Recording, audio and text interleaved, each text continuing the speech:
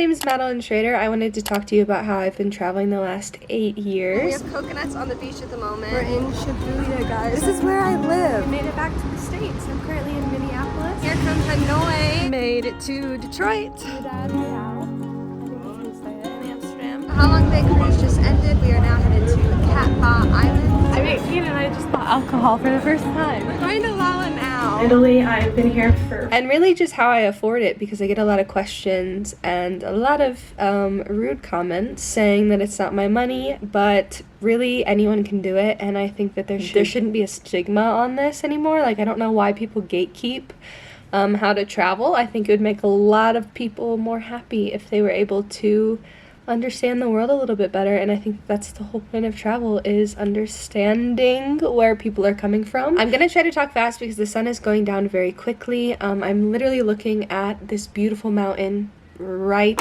here. First of all, I want to make a disclaimer and say this is just how I've done it. Everybody's circumstances are very different, and even if it takes you, you know, a year or two to get to the starting point, just know that you can get there. I did start out with a savings, so I graduated high school early. I graduated like right when I turned 17, and my parents would not let me go anywhere until I turned 18. So I just stayed in my hometown and I worked 3 jobs, and I saved up about $10,000 for my first trip, but that's not necessary at all. I'm going to talk about literally all the avenues that you can take. Seasonal work, I did au pairing. I've worked on working holiday visas. You can also work remotely. However, I'm not going to talk about that because I've actually never done that. I've always just worked and gotten jobs everywhere I've gone.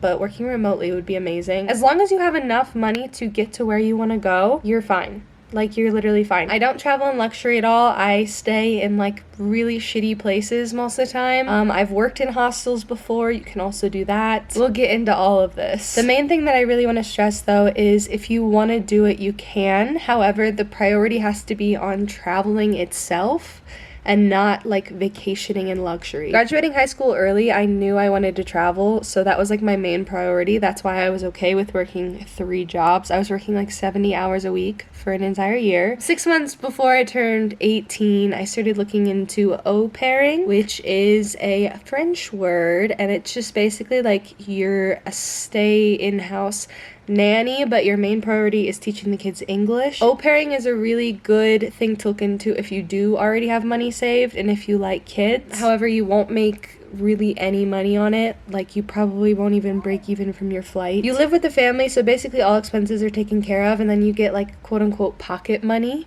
which is just like a tiny allowance, usually between the ages of 18 and 35.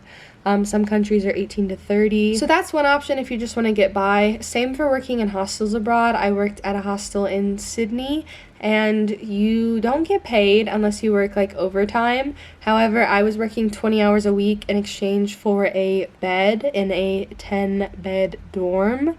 So keep in mind you're going to be in close quarters with everybody else.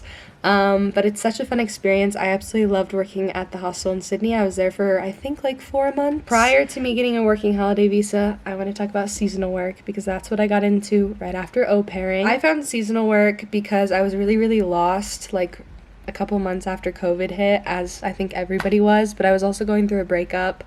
And I just booked like a solo trip to Gatlinburg, Tennessee. I wanted to go whitewater rafting, so I went alone, and then the guide was talking to me while we were on the river, and I was like, how did you get into this? And then he was like, you should apply. That was like at the beginning of summer 2020, so I applied, and then like 3 weeks later I was living there. And then after I got that job, I found out about coolworks.com, which is like such an easy way to find seasonal jobs in the United States. After getting that job and moving to Tennessee, I lived in an 100-year-old cabin on property. I had no AC. There were cockroaches all over that kitchen. It was absolutely disgusting. I never cooked a single thing in there. I always got takeout. But I was happy because I was a zipline guide in the Smoky Mountains, and that's seriously one of the coolest jobs I've had to this day. And honestly, if you really don't have any money, I swear you can come out with like nothing in your bank account and you'll be fine. As long as you can get to the job, you're absolutely fine. The housing will be taken out of your paycheck. A lot of times in national parks, you have an employee dining room, so food is also included in your housing, so they feed you as well. At resorts and stuff, it's not really the same. You do have to, you know, buy your own food and stuff, so it's a little bit more expensive depending on the job you get. I've been lucky enough to work as a zipline guide in the Smoky Mountains. I've worked on Catalina Island as a barista. I've worked in Washington. I've worked in Oregon at Crater Lake National Park. I've always found seasonal work really rewarding. I can't even say the word. A lot of them come with perks as well. Like right now I'm able to go snowboarding for free. With all of my seasonal jobs, at the end of the season, I always come out with more money than I came with. Like I'm always able to save up money. I had an apartment in 2021 back in my hometown, and I've lost so much money moving in, all of the fees, just rent in general, and like I had no stability there. Like I was just stressed all the time. I was living paycheck to paycheck. Seasonal work, I've never felt like that. I'm always able to save up money. The last avenue of traveling for work that I want to talk about is working holiday visas. For U.S. citizens without a bachelor's degree, we only have two options. It's Australia and New Zealand. So me, without any college experience, I was able to get visas for both Australia and New Zealand. I worked at bars in both Sydney and Perth, Australia. There are requirements for both visas. However, they're relatively easy to get. I got my approval for my Australian visa within a week. I swear I think I only had $6,000 in my bank account when I went to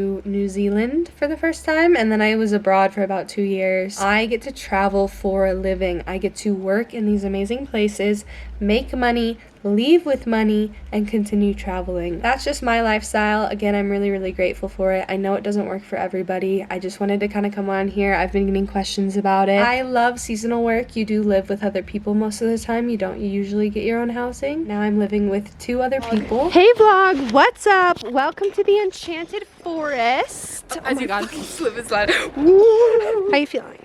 I'm feeling Tell me. great. Hit me in the back of the head. Right. Crazy that we live here. Levels are 9,000. That video. I support myself. My family did not even support the decision of me moving to Italy or me moving to Tennessee for the first time doing seasonal work, which I do understand. If you don't really know anything about it, it can be very scary. Like I'm coming to live with strangers and work in this place I've never been. However, the seasonal community is very welcoming, and I promise you'll find friends. As I'm getting older, I do want routine, and I do crave comfort a lot more than I used to. I want to do my yoga every day.